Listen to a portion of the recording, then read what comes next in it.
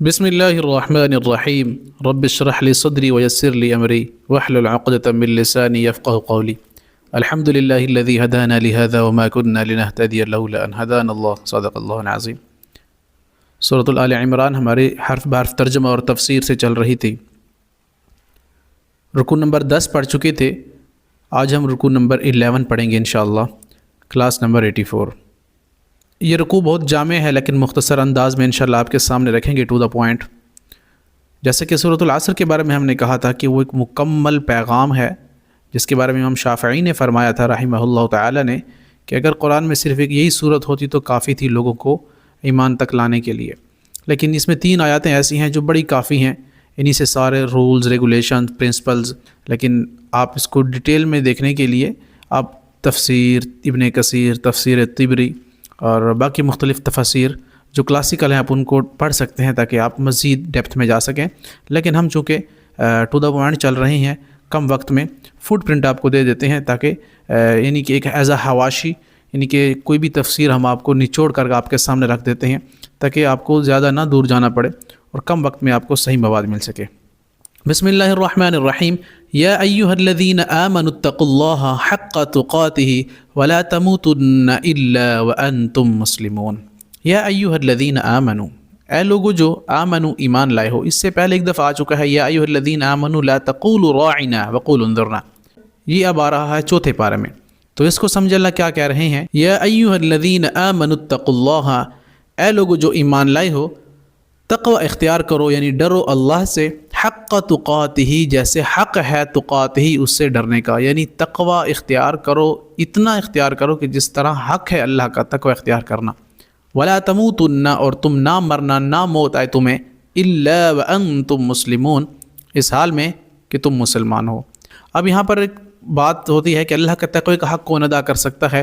سورۃ التغابن میں اس کا اللہ تعالیٰ نے تھوڑی سی چھوٹ کہہ لیں دے دی اور اس میں فرما دیا کہ فاتقوا اللہ ما استطعتم واسمعوا واطیعوا وانفقوا خیرا لانفسکم، اتنا تقوی تو اختیار کرو جتنی تمہاری استطاعت ہے۔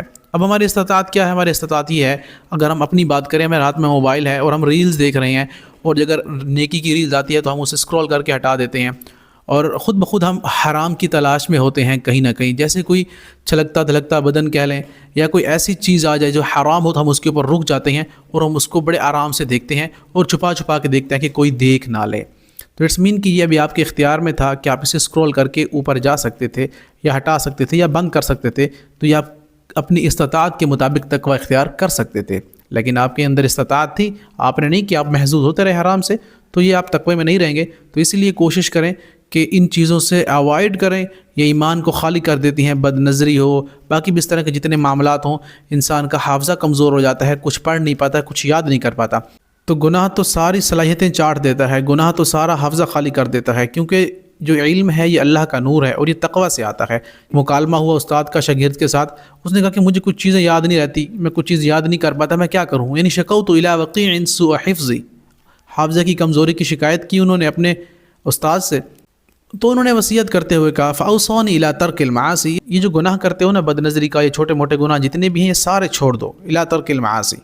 کیوں؟ کہ علم من نور الہی، علم جو ہے یہ اللہ کے نوروں میں سے ایک نور ہے، ونور اللہ لا یعطی لعاصی، اور اللہ یہ نور، یہ علم کسی گناہگار کو نہیں دیتا۔ ہم چاہتے ہیں کہ ہم قرآن کو سمجھیں، حدیث کو سمجھیں، قرآن کا جتنا مواد ہے ہم اسے یاد کریں اور اپنے اندر ابزارو کریں، تو you have to do this thing, چھوڑنے پڑیں گے یہ چیزیں، گناہ، بد نظری، غیبت، حسد، لالچ، کینہ، بغض، تو انشاءاللہ ایمان اندر آہستہ آہستہ آتا چلا جائے گا۔ بہرحال بات دوسری طرف نکل گئی ہے کہ اتنا تقوی اختیار کرو جتنی تمہاری استطاعت ہے، اور اس حال میں مرنا کہ تم مسلمان ہو اور تم تقوی پر ہو۔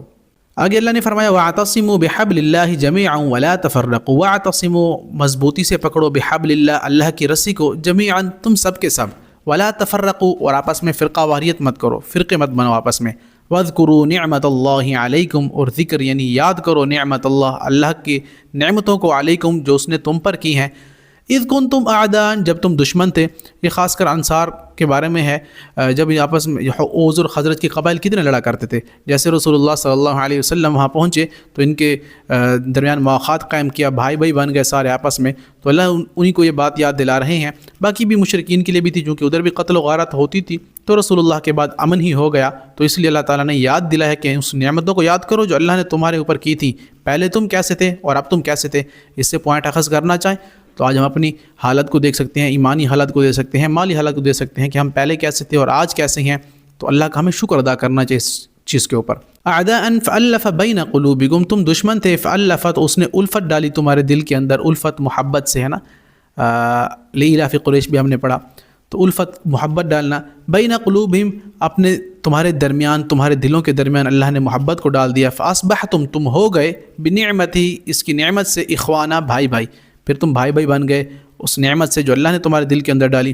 وکنتم اور تھے تم, علی شفا حفرۃ من النار اور تم تھے علی شفا حفرہ کنارے کے, حفرہ گڑھے پر, یعنی تم آگ کے کنارے پر پہنچ چکے تھے, گویا جہنم کے قریب پہنچ چکے تھے. فانقذکم منہا تو اس نے پکڑ لیا, بچا لیا, منہا اس سے تمہیں. کذالک اسی طرح اللہ یبین بیان کرتا ہے, واضح کرتا ہے, لکم تمہارے لیے آیات, اپنی نشانیاں. کیوں؟ لعلکم تہتدون تاکہ تم ہدایت پا جاؤ. سبحان اللہ. تو اللہ کی رسی کو مضبوطی سے تھامنے کا کیا مطلب ہے؟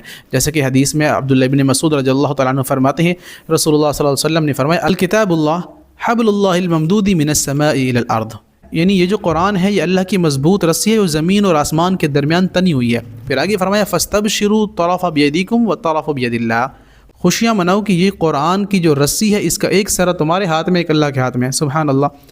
تو اللہ کی رسی کو مضبوطی سے تھامنے کا مطلب ہے کہ قرآن کے اوپر اور حدیث کے اوپر 100% عمل کرنا ہے. وَلْتَكُمْ مِنْكُمْ أُمَّةٌ يَدْعُونَ إِلَى الْخَيْرِ وَيَأْمُرُونَ بِالْمَعْرُوفِ وَيَنْهَوْنَ عَنِ الْمُنْكَرِ وَأُولَئِكَ هُمُ الْمُفْلِحُونَ.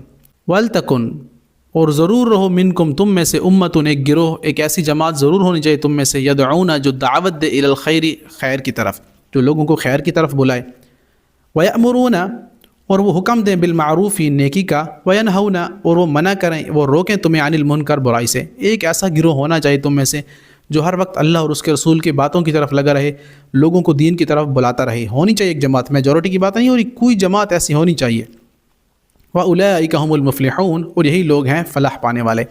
وَلَا تَكُونُوا كَالَّذِينَ تَفَرَّقُوا اور نہ تم ہو جو كَالَّذِينَ ان کی طرح, تفرقوا جو فرقہ واریت پھیلاتے ہیں یا فرقہ بن گئے ہیں, جو واختلفوا اور انہوں نے اختلاف کیا, من بعد ما جاءهم البینات اس کے بعد کہ آ گئی ان کے پاس واضح نشانیاں. اہل کتاب کی طرح, باقی یہودیوں عیسائیوں کی طرح نہ بن جانا جن کے بعد روشن دلائل آ گئے, جیسے مشرکین کے پاس بھی آ گئے کہ اللہ کے رسول ہیں لیکن انہوں نے پھر بھی جھٹلا لیا.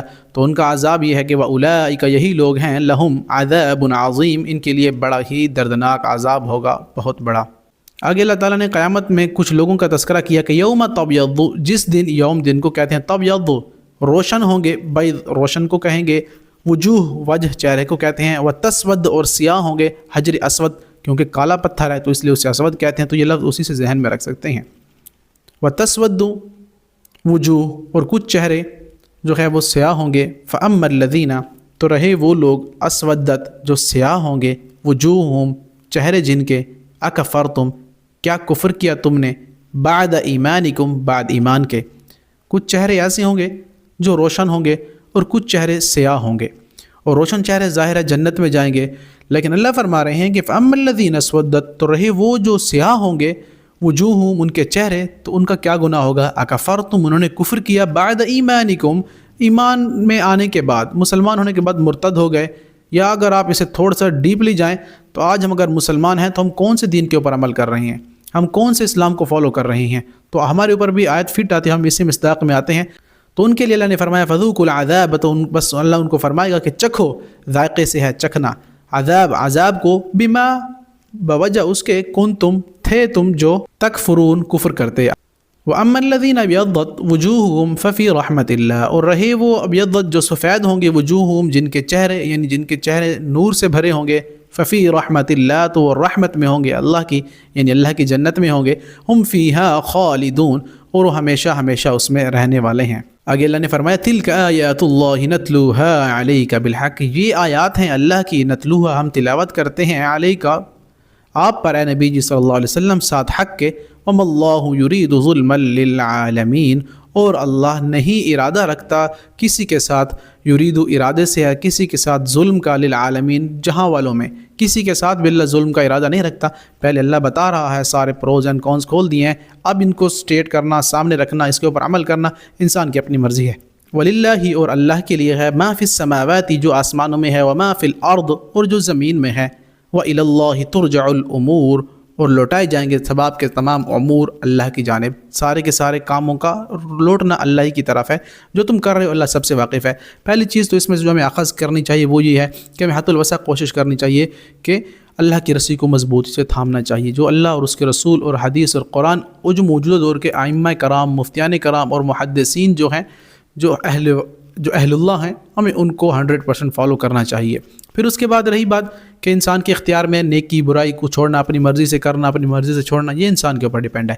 جیسا کہ ایک مشہور حدیث ہے حضرت ابو سعید خدری رضی اللہ تعالیٰ عنہ کی، جو مجھے بڑی اٹریکٹ کرتی ہے، اس میں وہ فرماتے ہیں کہ رسول اللہ صلی اللہ علیہ وسلم نے فرمایا من رأى منکم منکرا فلیغیر بیدہ، کہ تم میں سے اگر کوئی برائی کو دیکھے تو کوشش کرے کہ اسے بیدی اپنے ہاتھ سے روک لے، فإن لم يستطع فبلسانہ، پھر اگر وہ استطاعت رکھتا ہے تو فبلسانی اسے زبان سے روکے، اسے کہے کہ نہیں مت کرو، یہ خراب ہے، یہ غلط ہے جو تم کر رہے ہو۔ اگر اتنی بھی استطاعت نہ ہو تو فإن لم يستطع فبقلبہ، تو پھر استطاعت رکھتا ہو تو اسے دل سے برا جانے۔ پھر اس کے بارے میں رسول اللہ نے فرمایا کہ وذلک ضعف الایمان، اور یہ ایمان کا بہت ہی کم درجہ ہے۔ تو نہ ہونے سے پھر بھی بہتر ہے کہ انسان کے اندر اتنا تو توکل تقویٰ ہونا چاہیے کہ وہ کم سے کم کسی چیز کو دل سے برا جان سکے۔ اللہ سے دعا ہے کہ اللہ تعالی ہمارے دلوں کو ایمان کے نور سے منور فرمائے اور ہمارے اندر وہ استطاعت پیدا فرمائے کہ جس سے ہم کسی بھی گناہ کو ہاتھ سے روکنے کی کوشش کریں، پھر اگر اتنا نہ ہو تو کم سے کم زبان سے تو بول سکیں۔ اس کے لیے اللہ سے دعا ہے کہ اللہ تعالی ہمیں جو کچھ ہم نے پڑھا ہے اس کے اوپر صحیح معنوں میں عمل اور سمجھ کی توفیق عطا فرمائے۔ وما علینا الا البلاغ۔